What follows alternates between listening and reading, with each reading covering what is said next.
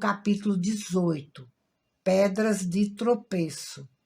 Não raramente, pessoas que não simpatizam com a ideia ou que não aspiram a viver uma vida superior alegam que isso os torna incapazes para o trabalho do mundo.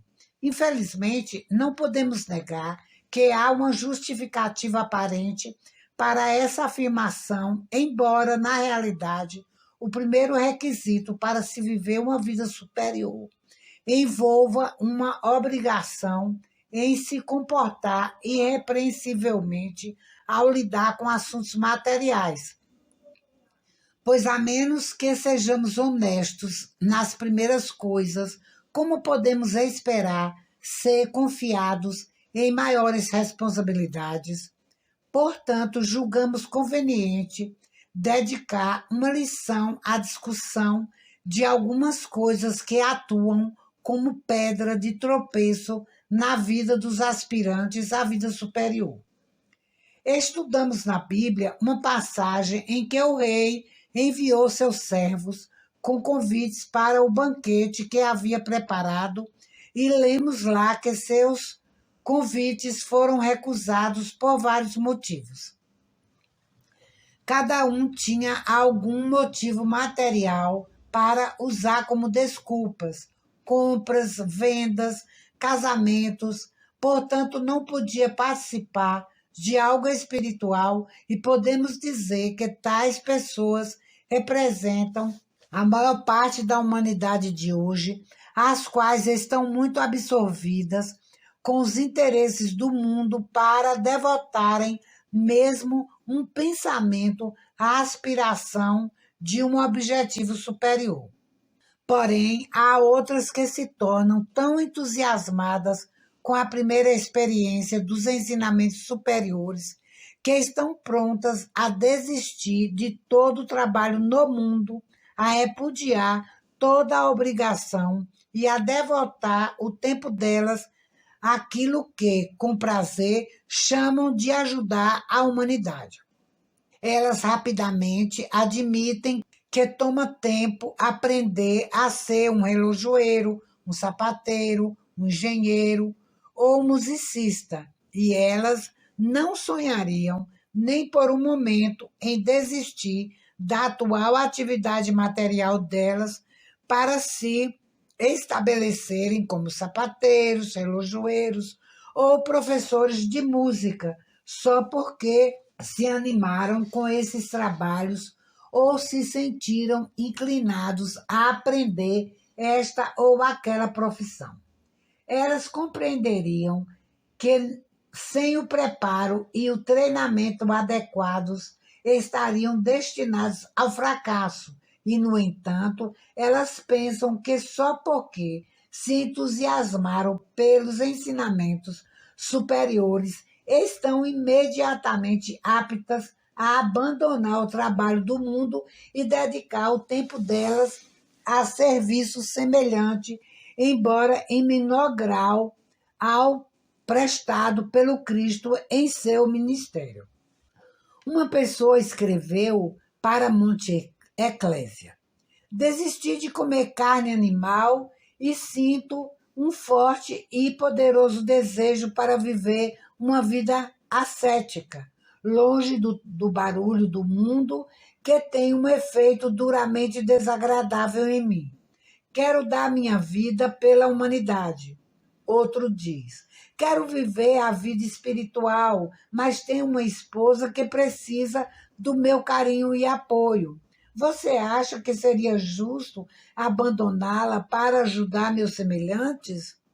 Ainda outro diz: e estou em um negócio que não é espiritual. Todos os dias tenho que fazer coisas que estão em oposição à minha natureza superior, mas tenho uma filha cuja educação depende de mim. Que devo fazer? Continuar ou desistir?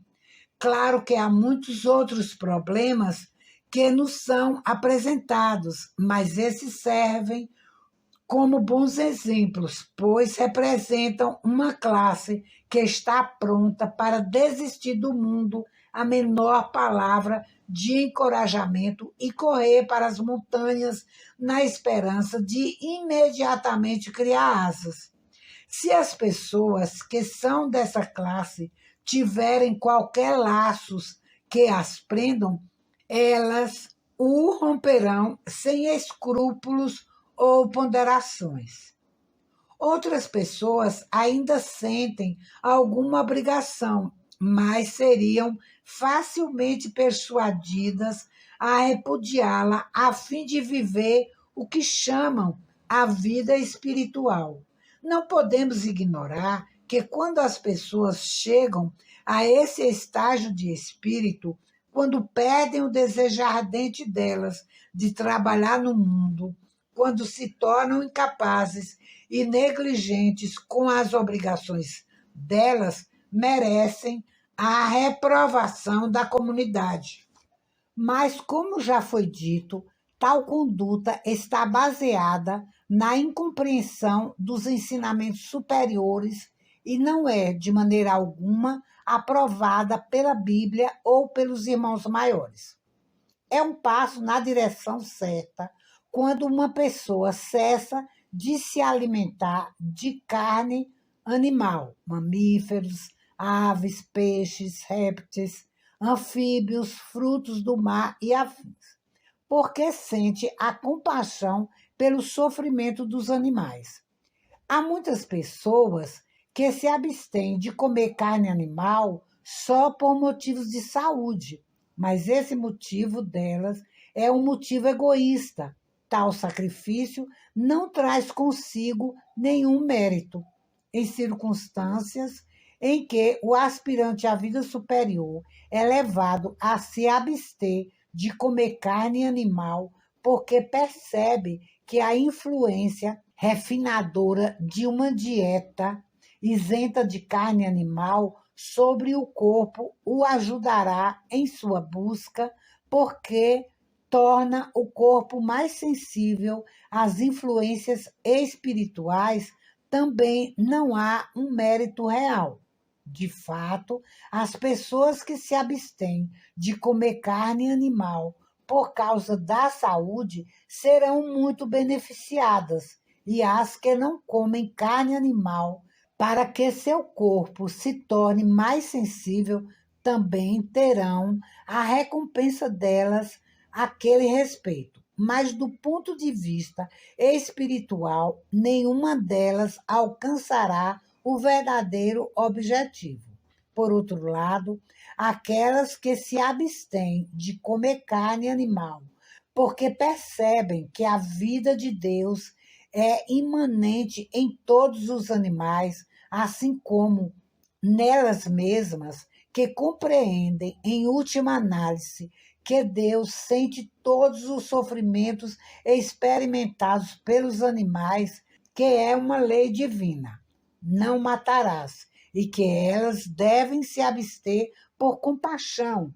Então, essas pessoas não são beneficiadas apenas na saúde, nem apenas em tornar os corpos delas mais sensíveis aos impactos espirituais, mas devido aos motivos que as impelem. Elas colherão uma recompensa no crescimento anímico imensuravelmente mais precioso do que qualquer outra que se possa considerar. Assim, nós diríamos, de todas as formas, para se abster de comer carne animal, mas se certificar de tomar essa decisão inspirado no motivo espiritual correto. Caso contrário, isso não afetará os seus interesses espirituais nem um pouco. Quando o entusiasta diz que quer se retirar do mundo e do trabalho que o atordoa para viver a vida ascética, isso é realmente uma ideia estranha de servir ao próximo. A razão pela qual estamos aqui neste mundo é para podermos acumular experiência que então é transmutada em crescimento anímico. Se Se um diamante bruto for colocado numa gaveta e aí permanecer por muitos anos, permanecerá exatamente igual e em nada mudará. Mas quando é submetido a uma pedra de esmeril, o processo de lapidação removerá até a última partícula da camada bruta e o transformará numa bela e preciosa gema.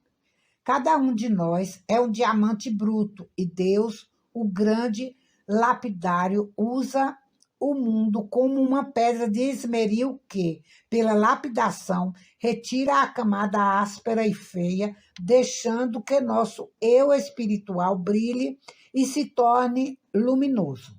Cristo foi um exemplo vivo disso.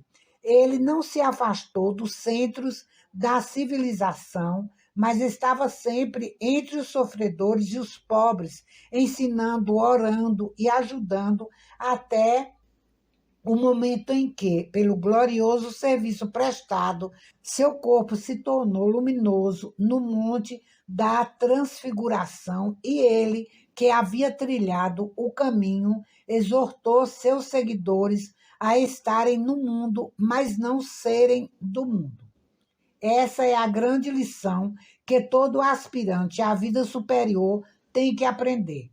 Uma coisa é ir para as montanhas, onde não há uma só pessoa para nos contradizer ou abalar a nossa sensibilidade e manter facilmente nosso autocontrole e manter uma postura equilibrada.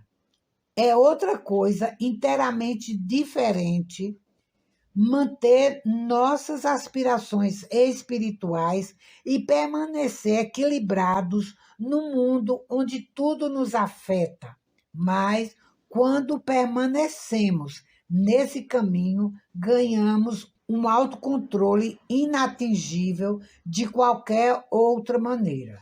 Contudo, embora tenhamos o cuidado de preparar bem a nossa comida e nos abstermos de comer carne animal ou evitemos qualquer outra influência contaminadora externa, embora desejemos fugir para as montanhas para escapar das coisas sórdidas da vida na cidade e queiramos nos livrar de todas as coisas externas que podem ser uma pedra de tropeço para o nosso progresso.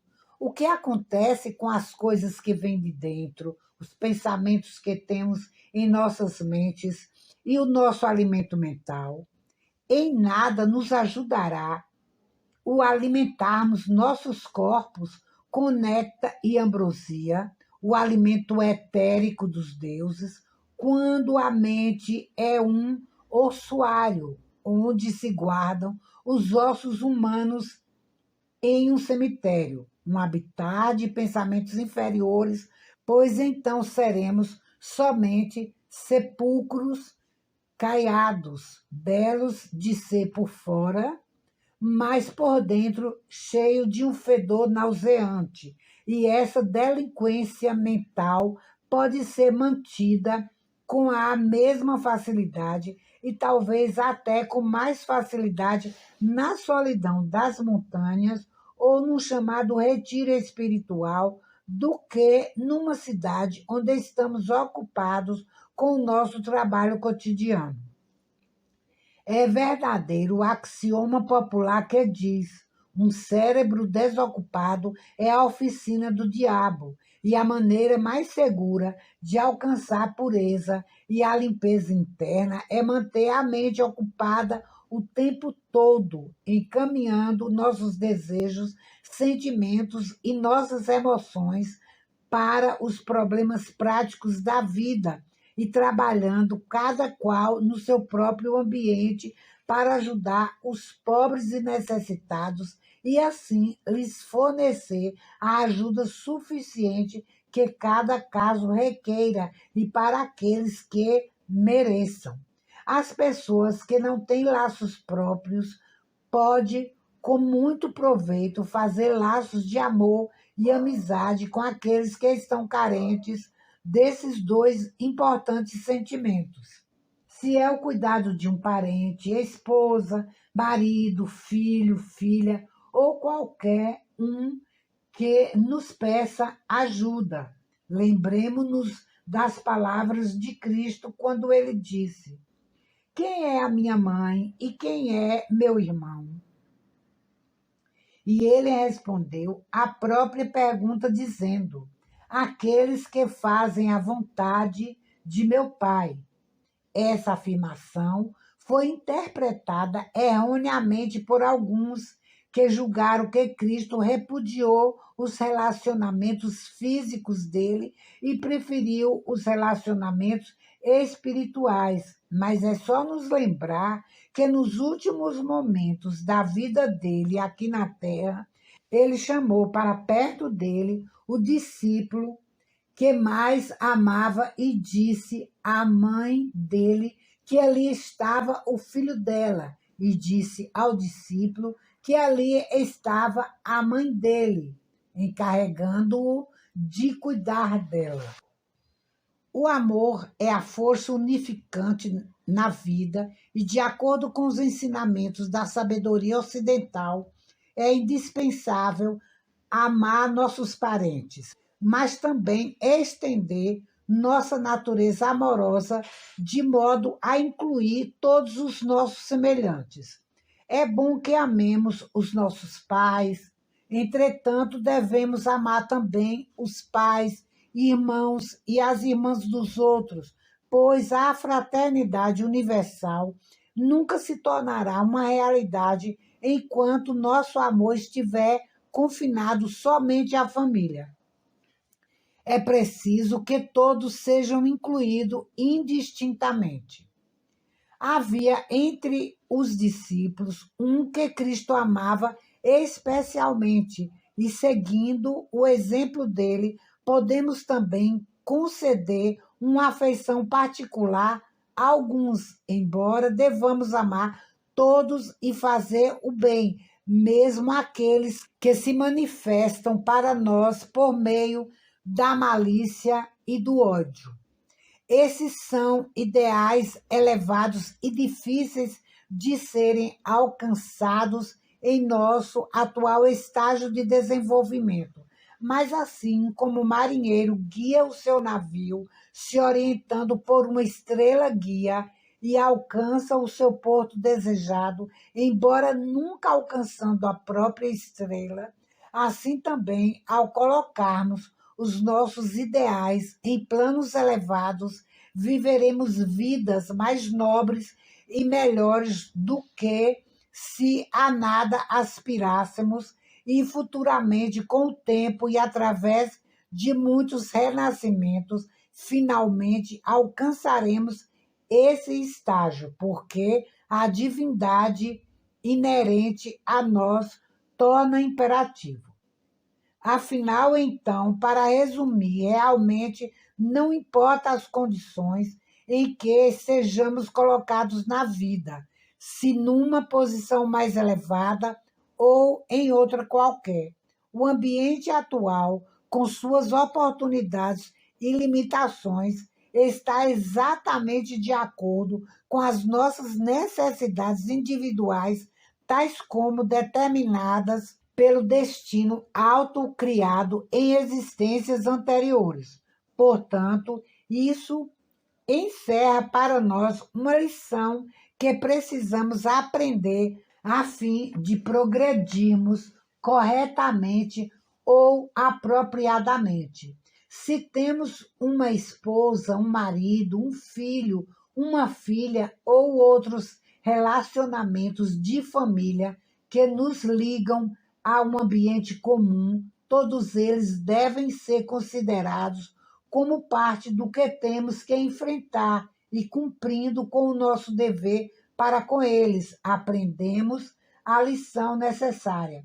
Se eles são contrários à nossa crença, se não veem com simpatia nossas aspirações, se nós temos que levar adiante um trabalho, uma atividade ou um negócio por causa deles e fazer coisas que não nos agradam, é porque devemos aprender algo sobre isso e o caminho correto para um aspirante à vida superior sincero é encarar as condições diretamente com o objetivo de descobrir com exatidão o que é necessário.